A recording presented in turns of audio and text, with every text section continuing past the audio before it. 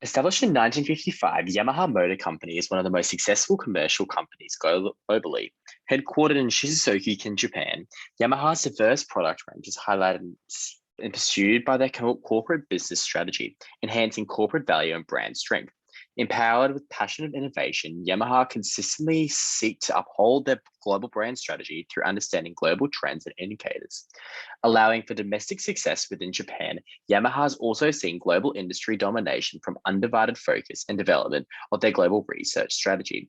Interestingly, their global strategy consists of 7 indicators, including research and development, design, information technology strategy, intellectual property strategy, manufacturing, human resource development, and marketing. Hence, these critical properties, assisted by Yamaha's corporate strategy, have resulted in successful internationalization of the company and again overall boosted company strategy. In accordance to Bartlett and Gloschel's model of international business, it is clear that Yamaha Motors Company currently undertakes a global strategy. As designed by Bartlett and Gloschel, the global strategy implies low local responsiveness and high global integration. Similar to other companies within the industry, Yamaha aims to minimize costs and maximize efficiency through profits and revenues. Such strategy seems major reliance on company headquarters and subsidiaries purely act on order instead of communication and collaboration between the two. Specifically, Yamaha's Indian subsidiaries recently struggled with gaining market share within India after immersion of the several new motorcycles. Instead of cooperation and localization of products to maximize profit within India, Yamaha Managing Director Tsutomu Matsubuchi has returned to Japan from the Indian subsidiary instead of assisting in returning Yamaha Motors market share to predicted levels, resulting in motorcycle giants Hero Honda and Baja Auto retaining a large percentage of market share.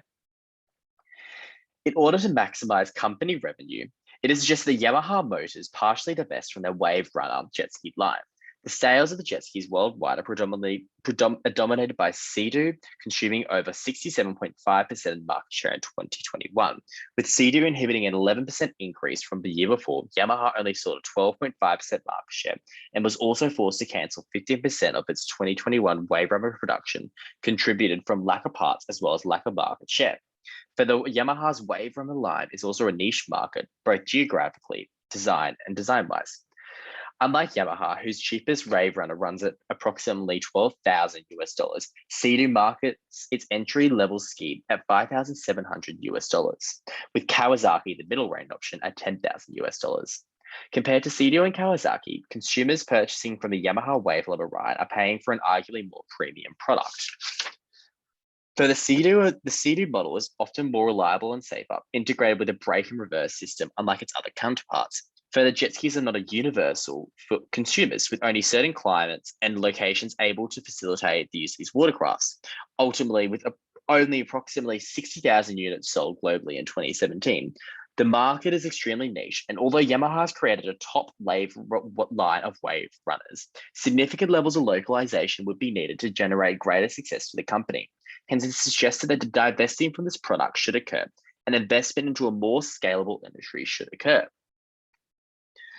With recent growth industry-wide, the electric vehicle market is a major car sector, booming from environmental conscious consumers.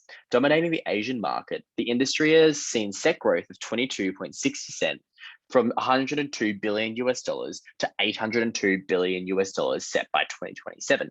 China controls the main section of the Asian market, which holds a 74.8% share with the market with Europe. Clearly, this industry is growing at unexpected rates, incomparable to any other current industry growth.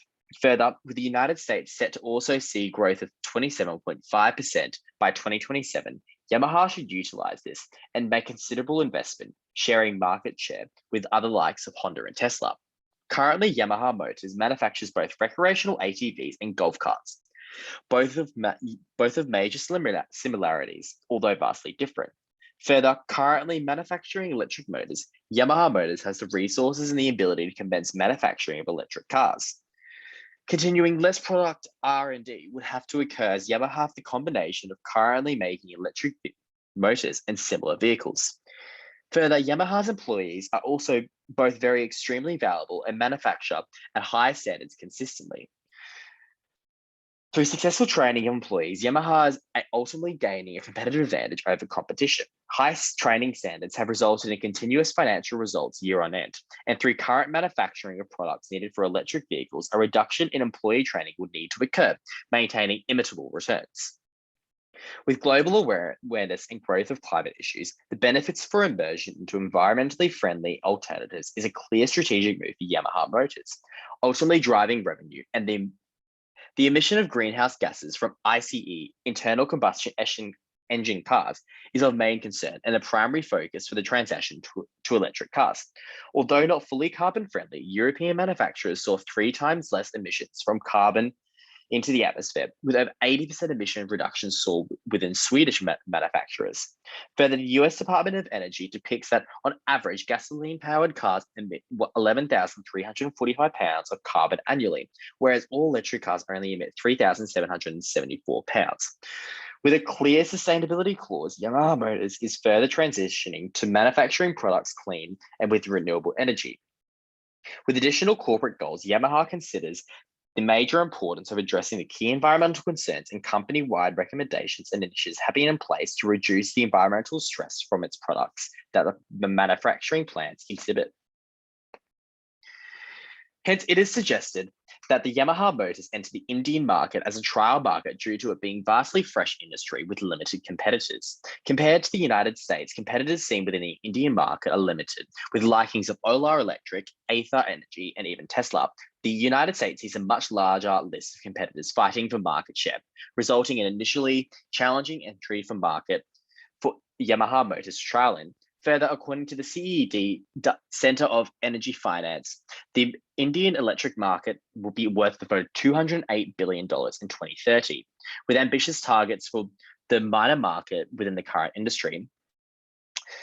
Further, with increasing fuel imports from India, comprising of 80% of total imports, fuel prices are remarkably high for Indian car consumers. Hence, electric car options for Indian consumers would be a viable and attractive option. Although challenges are apparent within the Indian market, including both lack of renewable energy and infrastructure to manufacture cars and the overall cost of producing them, a lack of effective equipment. However, there are entry modes that Yamaha can utilize to both combat these challenges and maximize the market growth. It is suggested that Yamaha utilize their current wholly owned subsidiaries in Chennai, India, to manufacture Yamaha Motors' new range of electric cars. In doing so, Yamaha will export directly pre-made electric motors and other equipment required for the use of renewable energy and advanced manufacturing skills to combat India's lack of. Final line manufacturing will then occur in their wholly owned subsidiaries before distribution across India. Such use of this entry mode will allow for standardization and localization of Yamaha cars.